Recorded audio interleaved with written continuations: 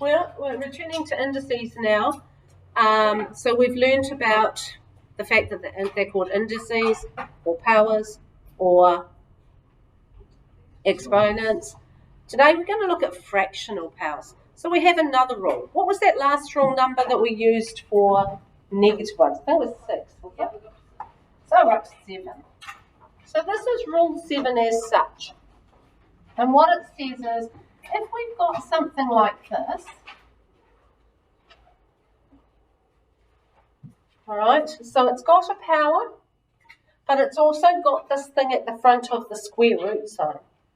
So we've always called this a square root sign because that's generally what we've done. We've undone a square to get a square root, but we can have many things that go in that number. We can rewrite this as a divided by n. So that n is the same as being this one here. That means that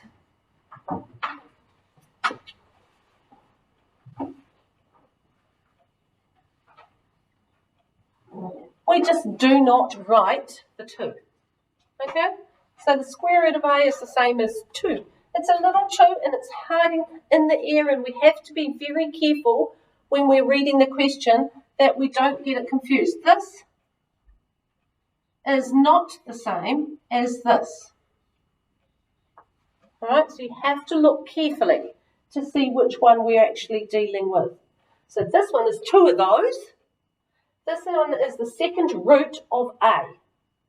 Okay? So the third root of a would be undoing a cubic. The fourth root would be undoing a power of 4. Because if you look at it like this, the fourth root of a to the power of 4, using our new rule, says that a to the power of 4 over 4. So we've undone the power of 4 because we've ended up using another one of our rules, 3 I think, that 4 over 4 means 4 minus is 4 divided by 4 is 1, right? So we've ended up with just a out of that. It's cancelled out. The fact is that we need to have those fractional indices to be able to calculate things. So we might have, actually we're just going to write 2 more rules while we, oh no we're not, we've done 4 or 5. We're just going to 81 to the power of 3 over 4. Okay, we can use our calculator to figure this out. All right, we're using that key that says x. I think it goes this way around. It might go the other way around with a y and an x in the other place, but that one there. And to put it into our calculator, we would put 4, then this button. Even though it's right next to it, the calculator knows that you mean by pushing that and that we want it to be a root. 81, and then we push x to the y and 3. Now, it doesn't matter which way round we do these, okay? So it doesn't matter that the 4 might be done first before we do the 3, okay? Even though it looks like perhaps you do 81 cubed first, it doesn't matter. They're on equal rate because they're part of that fraction. So the fourth root of 81 is 3. And 3 to the power of 3 is 9. So that thing there equals 9, 27. 27? 3 to the power of 3 is not 9, 27. All right? So you're allowed to just use your calculator to work the number parts out, but it won't only be number parts. You're likely to get things that look like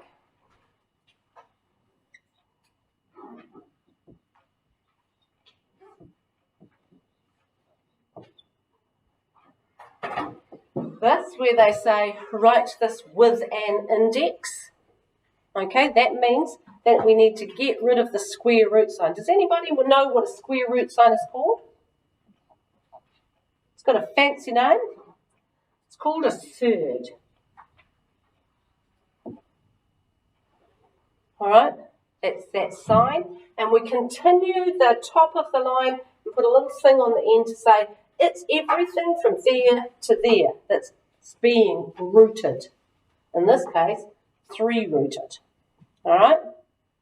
So what are we going to do to this? We're first of all going to get rid of that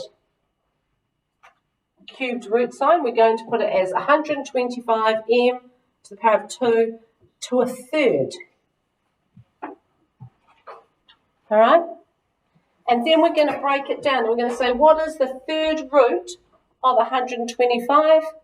125 to the power of a third is fine. It will give you the answer. Just make sure you put it in as a fraction. All right, so 125 to the power, bracket 1, fraction button 3 gives us 5. We knew that anyway. And then this part needs to be rewritten as 2 over 3. But we don't just stop there. We decide we really like those negatives as well. So it might be that we've got something like this.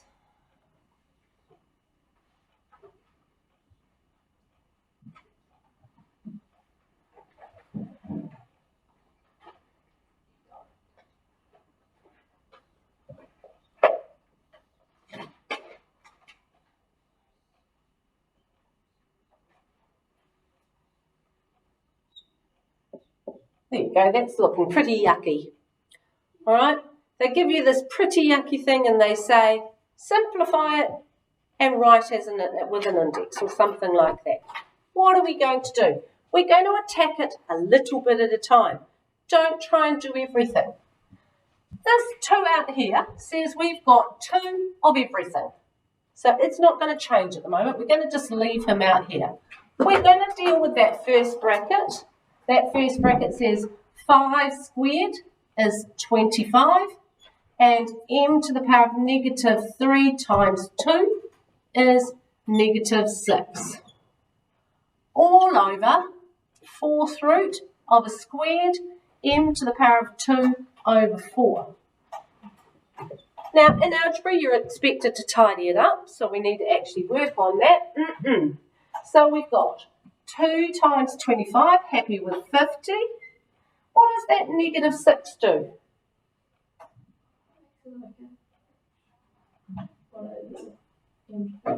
Yeah, it comes down the bottom as m to the 6.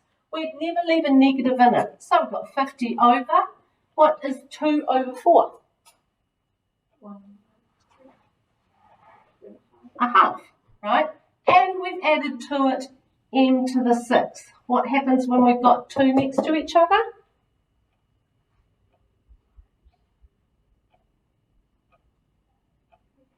We add the powers. So we've got 50 over m to the power of 6.5, which isn't particularly nice. We don't really like having that 6.5 underneath.